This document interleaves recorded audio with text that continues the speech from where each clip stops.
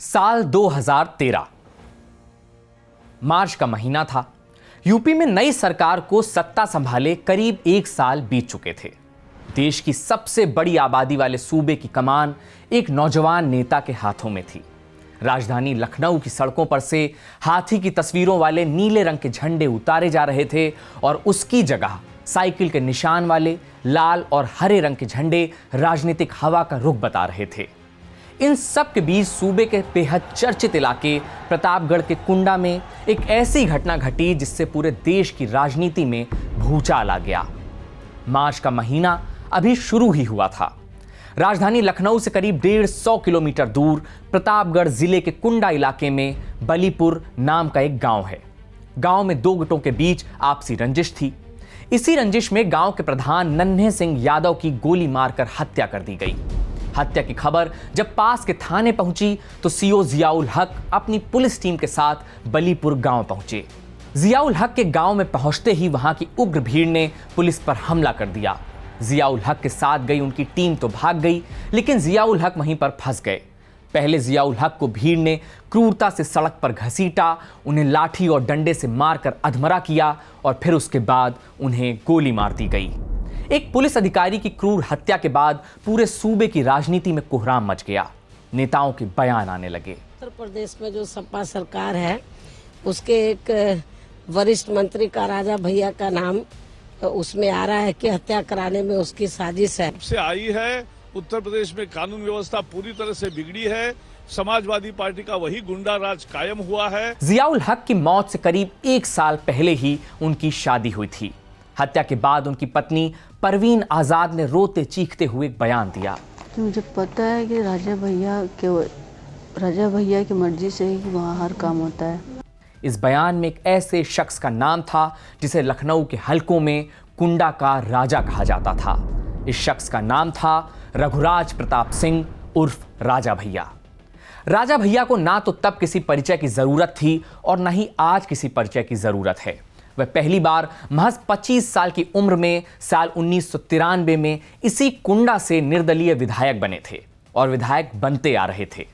राजा भैया 2013 में भी कुंडा के विधायक थे और आज भी हैं, मगर सीओ जियाउल हक हत्याकांड के वक्त उनकी राजनीति के दिन गर्दिश में चल रहे थे।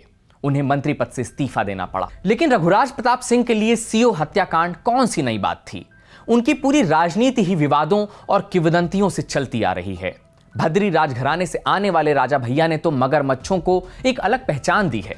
प्रतापगढ़ के इलाके में कहा जाता था कि राजा भैया अपने दुश्मनों को मारकर अपने बड़े तालाब में फेंकवा देते हैं, जहां मगरमच्छ उन लाशों को खा जाते हैं। स्वाभाविक है कि राजा भैया ऐसे किस्सों को नकारते रहे, लेकिन ऐसे किस्से ही राजा भैया को मशहूर करते रहे, उन्हें बाहुबली बनाते रहे। लेकिन क्या बाहुबल के किस्सों की बदौलत ही टिकी है राजा भैया की राजनीतिक जमीन? ऐसा हरगिज नहीं है। तो दुनिया रोज बनती है कि इस एपिसोड में कहानी कुंडा के विधायक रघुराज प्रताप सिंह की। इस एपिसोड में हम जानेंगे रघुराज प्रताप सिंह ने यूपी की राजनीति में कैसे अपना नाम और रसूख बनाया। इंदिरा गांधी और राजा भैया के पिता के बीच की दुश्मनी की कहानी क्या है। मायावती ने राजा भैया का तालाब क्यों खुदवाया था। सीओ जियाउल हत्याकांड में राजा भैया का नाम कैसे आया, और आखिर में राजा भैया की पत्नी ने उन पर क्या संगीन इल्जाम लगाए हैं। नमस्ते, मेरा नाम है मुकुल सिंह चौहान और आप देख रहे हैं जिस्ट की पेशकश दुनिया रोज बनती है।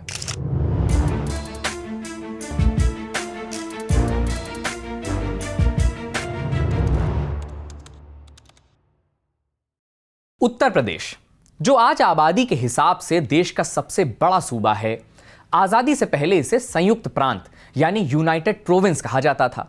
देश के आजाद होने से पहले इसी यूपी में कई छोटी बड़ी रियासतें थीं। यूपी में प्रतापगढ़ नाम का एक जिला है। इसी जिले के कुंडा में भद्री नाम की एक रियासत हुआ करती थी। बरस 1947 का था। देश आजाद हो रहा था, लेकिन साथ में देश का बंटवारा भी हो रहा था। अब देश की रियासतों को तय करना था कि वह किसके साथ जाएंगी। यूपी की भद्री रियासत के राजा राय बजरंग बहादुर सिंह ने अपनी रियासत भद्री का भारत में विलय कर लिया। उस समय की कांग्रेस सरकार ने बजरंग बहादुर सिंह को पंतनगर कृषि विश्वविद्यालय में वाइस चांसलर बनाया और बाद में हिमाचल प्रदेश का राज्यपाल भी बनाया। राय बजरंग बहादुर सिंह की अपनी कोई संतान नहीं थी, सो उन्होंने अपने भाई के बेटे यानी भतीजे उदय प्रताप सिंह को गोद लिया और उन्हें ही अपना उत्तराधिकारी घोषित कर दिया। राजा बजरंग बहादुर सिंह और प्रधानमंत्री नेहरू के बीच बेहद अच्छे संबंध थे, लेकिन उनके दत्तक पुत्र उदय प्रताप सिंह आरएसएस की विचारधारा में यकीन रखते थे। उदय प्रताप सिंह ने दून स्कूल से पढ़ाई की थी।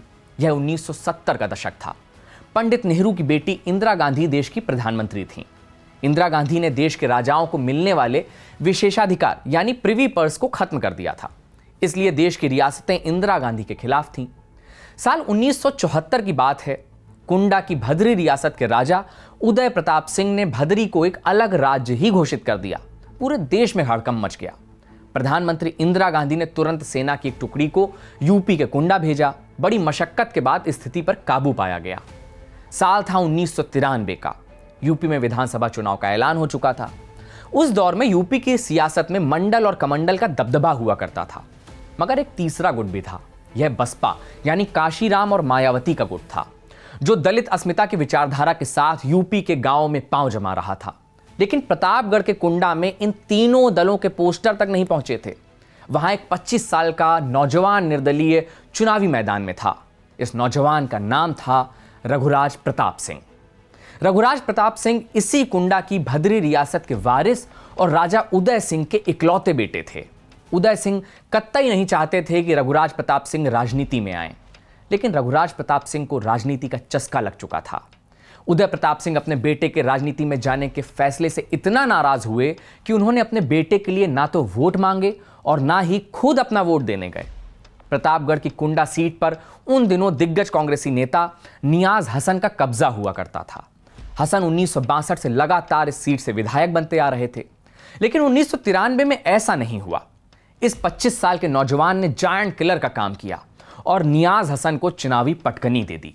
इस बात पर भी कई विवाद हुए कि राजा भैया ने जब अपना पहला चुनाव लड़ा तो उनकी उम्र 25 साल थी भी या नहीं, जबकि विधायक यानी एमएलए का चुनाव लड़ने के लिए कम से कम आपकी उम्र 25 साल तो होनी ही चाहिए। 1993 के बाद यूपी की राजनीति की नदी में कितना पानी बह गया। इन 33 सालों में यूपी में 7 विधानसभा चुनाव हुए, लेकिन कुंडा के विधानसभा चुनाव परिणाम में कोई बदलाव नहीं हुआ।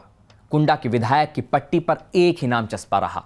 वह नाम है रघुराज प्रताप सिंह उर्फ राजा भैया का।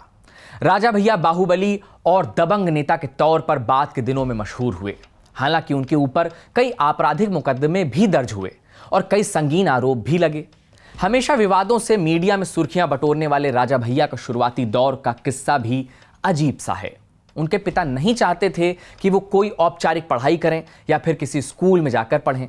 राजा भैया के पिता इस बात में यकीन रखते थे कि पढ़ाई लिखाई उनके बेटे को कमजोर बना देगी, लेकिन उनकी मां ने जबरन उन्हें स्कूल भेजना शुरू किया।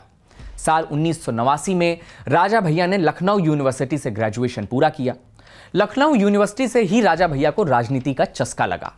4 साल बाद साल 1993 में यूपी का विधानसभा चुनाव हुआ। राजा भैया ने कुंडा की सीट से निर्दलीय पर्चा भर दिया और जीत कर विधायक बन गए। उसके बाद शुरू हुई लखनऊ की राजनीति। राजा भैया ने कभी दिल्ली की ओर नजर नहीं फेरी, लेकिन कभी लखनऊ की राजनीति से नजर हटाई भी नहीं। बचपन से ही उन्हें तूफानी सिंह कहा जाता था। 1990 के दशक में यूपी की राजनीति जोड़ तोड़ की राजनीति थी। मंडल और कमंडल ने कांग्रेस का सूपड़ा साफ कर दिया था। 3 पार्टियां यूपी के राजनीतिक मैदान में थीं, बीजेपी, समाजवादी पार्टी और बीएसपी यानी कि बहुजन समाजवादी पार्टी। इस समय लखनऊ में रोज किसी न किसी पार्टी के आपस में गठबंधन की खबर छपती थी। बसपा, सपा और भाजपा ने अपने फायदे और कुर्सी के लिए खूब गठजोड़ किए, लेकिन इन गठबंधनों के दौर में भी निर्दलीय विधायक होने के बावजूद राजा भैया मंत्री बने रहे। उनका राजनीतिक रसूख बढ़ता गया। निर्दलीय होने के बाद भी उन्हें मंत्री पद दिया गया। इसके पीछे एक बड़ी वजह उनकी जाति भी थी। राजा भैया के विधायक बनने के 2 साल बाद ही साल 1995 में प्रतापगढ़ के दिलेरगंज गांव में एक हादसा हुआ। इस हादसे ने गांव के करीब 20 घर जलाए। 3 लड़कियों का एक लड़के को गाड़ी से बांधकर पूरे गांव में घसीटा गया। दिलेरगंज में घर जब जल रहे थे तो मौके पर आग बुझाने वाली टीम भी पहुंची, लेकिन वापस लौट आई। जलते घरों के महज 100 मीटर दूर पर ही एक बड़ा तालाब था, लेकिन क्या मजाल कि कोई उस तालाब से एक बाल्टी पानी निकालकर जलते घरों पर फेंक देता। कहा जाता है कि ऐसा राजा भैया के इशारे पर हो रहा था। उनके खौफ के कारण किसी ने आग तक नहीं बुझाई और घर जलते रहे। कई बार खौफ की कहानी में जब दंत कथाएं और अफवाहें शामिल हो जाती हैं तो वह कहानी और रोमांचक हो जाती है और उसका किरदार और मजबूत। ठीक ऐसा ही रघुराज प्रताप सिंह के साथ हुआ। साल 1996 में यूपी के कद्दावर बीजेपी नेता कल्याण सिंह कुंडा पहुंचे। इस बार कल्याण सिंह ने राजा भैया के खिलाफ बगावत की हुंकार भरी। कल्याण सिंह ने सभा को संबोधित करते हुए कहा, गुंडा विहीन कुंडा करो, ध्वज उठाए दो हाथ। सबको यह बात पता थी कि कल्याण सिंह किसे गुंडा कह रहे हैं, लेकिन एक साल बाद ही साल 1997 में जब कल्याण सिंह उत्तर प्रदेश के मुख्यमंत्री बने तो रघुराज प्रताप सिंह को मंत्री पद दिया गया। उसके बाद राम प्रकाश गुप्ता और राजनाथ सिंह की सरकार में भी राजा भैया को मंत्री बनाया गया। उत्तर प्रदेश में पार्टियों की आखिर क्या मजबूरी रहती थी कि एक निर्दलीय विधायक को मंत्री बनाना पड़ता था? इसकी एक वजह थी बाहुबल। दरअसल बाहुबल हमारे देश के लोकतंत्र का 5वां पाया है, जो दिखता नहीं लेकिन मौजूद हमेशा रहता है। इस पाए के भरोसे ही सरकारें बनती हैं और कभी कभार गिरती भी हैं। राजा भैया की राजनीति की उठान अपने चरम पर थी, लेकिन यूपी की राजनीति करवट बदल रही थी। साल 2002 दिल्ली में बीजेपी की गठबंधन सरकार थी। देश के प्रधानमंत्री थे अटल बिहारी वाजपेयी। दिल्ली चाहती थी कि लखनऊ की दीवारों पर भी कमल का निशान चस्पा रहे। इसके लिए सरकार में होना जरूरी था, लेकिन बीजेपी उस समय यूपी में तीसरे नंबर की पार्टी थी। बीजेपी ने इस बार बहुजन समाज पार्टी को समर्थन देने का फैसला लिया और मुख्यमंत्री बनी मायावती। मायावती मई 2002 में तीसरी दफा मुख्यमंत्री बनी थी। इस बार वह केवल 1 साल 4 महीने तक ही यूपी की मुख्यमंत्री रहीं, लेकिन इस बीच राजा भैया से उन्होंने खूब हिसाब चुकता किया। मायावती और राजा भैया की अदावत बहुत पुरानी थी।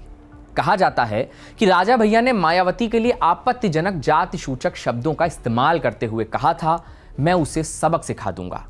लेकिन असल में सबक वही सिखा पाता है जिसके पास कुर्सी होती है। भाजपा विधायक पूरन सिंह बुंदेला ने 2002 में राजा भैया के खिलाफ किडनैपिंग का केस दर्ज करवाया था। इसी साल राजा भैया को पोटा यानी प्रिवेंशन ऑफ टेररिज्म एक्ट के तहत जेल जाना पड़ा। मायावती की सरकार ने राजा भैया के ठिकानों पर छापा मरवाया। पुलिस ने राजा भैया के विवादित पोखर की भी खुदाई की और इस खुदाई में एक नरकंकाल भी मिला। इसी पोखर को लेकर एक कहानी मशहूर थी कि राजा भैया अपने दुश्मनों को मारकर इसी पोखर में फेंकवा देते हैं और इस पोखर में मगरमच्छ हैं जो उन लाशों को खा जाते हैं। एक बार जब बिहार के पूर्व मुख्यमंत्री लालू यादव ने राजा भैया से मुलाकात की थी तो उन्होंने भी राजा भैया से इस मगरमच्छ वाले पोखर की कहानी के बारे में पूछा था। हालांकि राजा भैया इन सब कहानियों को हमेशा झूठी अफवाह करार देते रहे हैं। मायावती जब तक मुख्यमंत्री रहीं, राजा भैया के दिन बुरे ही रहे। लेकिन अगले साल यूपी में सरकार बदली और यूपी के मुख्यमंत्री बने समाजवादी पार्टी के नेता मुलायम सिंह यादव। मुलायम सिंह यादव की सरकार बनते ही राजा भैया पर लगे सारे मुकदमे हटा लिए गए और कुछ समय बाद जब केस कमजोर हुआ तो राजा भैया को बेल भी मिल गई। राजा भैया सिर्फ जेल से छूटे ही नहीं, उन्हें फूड मिनिस्ट्री भी सौंपी गई और जेड क्लास की सिक्योरिटी भी दी गई। मंत्री रहते हुए उन पर भ्रष्टाचार के आरोप लगे। कहा गया कि फूड मिनिस्ट्री में इतना घोटाला कभी नहीं हुआ जितना राजा भैया के मंत्री रहते हुए किया गया। लेकिन सियासत भी बड़ी अजीब सी चीज है। सियासत का सिरा जल्दी हाथ कहां आ पाता है। फिर साल आया 2007 का। इसी साल यूपी में विधानसभा चुनाव हुए। मायावती की बहुजन समाज पार्टी ने इतिहास रच दिया। बसपा ने इस चुनाव में अकेले दम पर बहुमत साबित किया और मुख्यमंत्री एक बार फिर से मायावती बनी। अब राजा भैया के लिए फिर मुश्किल के दिन आने वाले थे। वो कुंडा से लगातार विधायकी तो जीत रहे थे, लेकिन लखनऊ में उनकी साख पर एक बार फिर से सवाल उठने लगे थे। एक बार फिर से मायावती ने राजा भैया को जेल में डाल दिया। साल 2007 में एक और घटना घटी। साल 2007 में एक डीएसपी की एक्सीडेंट में मौत हो गई। अगले दिन उसे इलाहाबाद हाईकोर्ट में उपस्थित होना था। वो राजा भैया के खिलाफ लगे पोटा मामले की जांच कर रहा था। अक्टूबर 2010 को राजा भैया को प्रतापगढ़ पुलिस ने गिरफ्तार किया। राजा भैया के ऊपर बसपा नेता की हत्या का आरोप था। लेकिन साल 2012 में फिर से यूपी विधानसभा चुनाव हुए। इस बार बसपा और मायावती दोनों को यूपी की जनता ने कम सीटों में समेट दिया और समाजवादी पार्टी की प्रचंड जीत हुई। इस बार समाजवादी नेता मुलायम सिंह यादव के बेटे अखिलेश यादव मुख्यमंत्री बने और राजा भैया को जेल मंत्री बनाया गया। राजा भैया का जेल मंत्री बनाया जाना अपने आप में एक विडंबना भी थी और मायावती को एक राजनीतिक संदेश भी। शहर Moradabad. Doctor Bhimrao Ambedkar Uttar Pradesh police academy में एक नौजवान पुलिस अधिकारी की ट्रेनिंग पूरी कर चुका है। आज फेयरवेल है। वह पुलिस अधिकारी मंच पर आता है और एक शेर पढ़ता है। बहुत ऊंची इमारत है जिया साहब, उतर आओ, तुम्हारी कब्र की गहराइयां आवाज देती हैं। पूरी महफिल तालियों की गड़गड़ाहट और वाह वाह की आवाज से गूंज उठती है।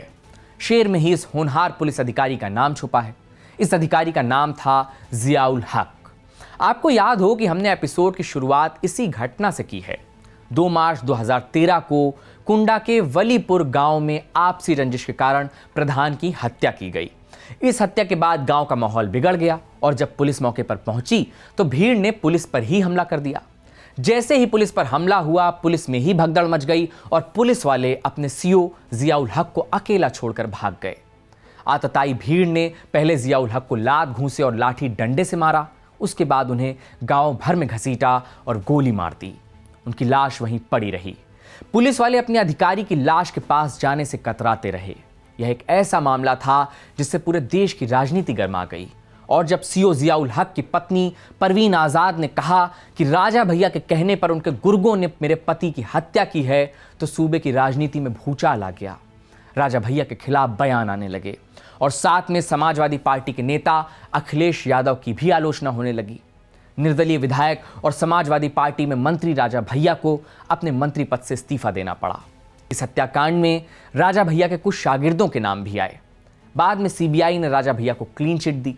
क्लीन चिट मिलने के बाद रघुराज प्रताप सिंह ने एक बार फिर से अखिलेश यादव की सरकार में मंत्री पद की शपथ ली। साल 2017 में एक बार फिर यूपी की सियासत ने अपना रंग बदला। इस बार यूपी भगवा में था। लखनऊ में कमल खिल चुका था और राज्य में बीजेपी की सरकार थी। मुख्यमंत्री बने योगी आदित्यनाथ। राजा भैया इस बार भी कुंडा से विधायक बने, लेकिन उन्हें मंत्री नहीं बनाया गया। बाद के दिनों में समाजवादी पार्टी से भी उनके रिश्ते ठीक नहीं रहे। साल 2022 में जब अखिलेश यादव कुंडा में चुनाव प्रचार के लिए गए तो उन्होंने राजा भैया पर तंज करते हुए कहा कि कुंडा में कुंडी लगाने का समय आ चुका है। यहाँ पर जो लगातार जीत रहे हैं उनके लिए कुंडी लगाओगे कि नहीं लगाओगे? हालांकि 2022 के विधानसभा चुनाव में रघुराज प्रताप सिंह ने कुंडा से जीत हासिल की, लेकिन इस बार वह चुनाव में निर्दलीय नहीं उतरे थे। नवंबर 2018 में उन्होंने जनसत्ता दल लोकतांत्रिक पार्टी बनाई। 2022 में पार्टी ने 24 सीटों पर अपने प्रत्याशी उतारे, जिसमें 2 सीटों पर उन्होंने जीत हासिल की। एक साल बाद ही 2023 में रघुराज प्रताप सिंह की पत्नी भानवी सिंह ने उन पर डोमेस्टिक वायलेंस का केस दर्ज कराया। इसके अलावा भानवी सिंह ने अपने पति के ऊपर कई महिलाओं के साथ अवैध संबंध होने का गंभीर आरोप भी लगाया। बाहरी औरतें घर के अंदर आना शुरू करती हैं, वो विरोध करती है, विरोध करने पर उसको घरेलू हिंसा का सामना करना पड़ता है। भानवी सिंह यहीं नहीं रुकी, उन्होंने रघुराज प्रताप सिंह पर अवैध असलहे रखने का भी आरोप लगाया। फिलहाल यह मामला अदालत में है। इन सब के बीच राजा भैया चर्चा में अक्सर बने रहते हैं। कभी उनके बयान चर्चा में रहते हैं तो कभी उनकी तस्वीरें। उनके बाहुबल के किस्से अब वैसे करिश्माई नहीं रहे जैसे पहले के दौर में चटकारे लेकर सुनाए जाते थे, लेकिन 1993 से लेकर आज तक कुंडा से विधायक हैं वो, और आसपास की सीटों पर भी उनका रसूख बरकरार है। तो यह कुंडा के विधायक रघुराज प्रताप सिंह उर्फ राजा भैया की कहानी थी, जिसे लिखा था हमारे साथी शुभम ने। आप दुनिया रोज बनती है कि प्लेलिस्ट में जाएं, हमारे और भी एपिसोड्स को देखें और हमें कमेंट करके बताएं कि आप किन किरदारों की कहानियों को सुनना पसंद करेंगे।